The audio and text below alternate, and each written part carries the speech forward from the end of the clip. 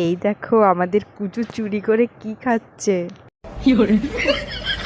তোমরা সত্যি ভাবলে তো? আরে না না, মজা করছি।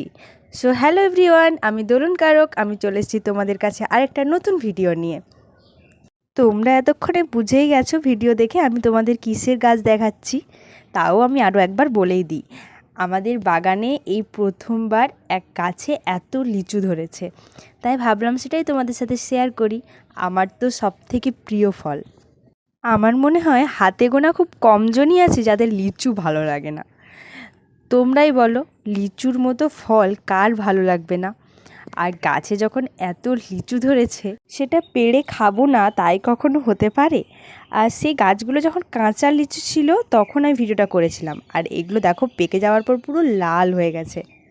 সেটাই পেড়ে আমাদের বাড়ির সবথেকে বড় সদস্যকে দেয়া হলো। দেখেছো পাওয়ার পর কতটা খুশি।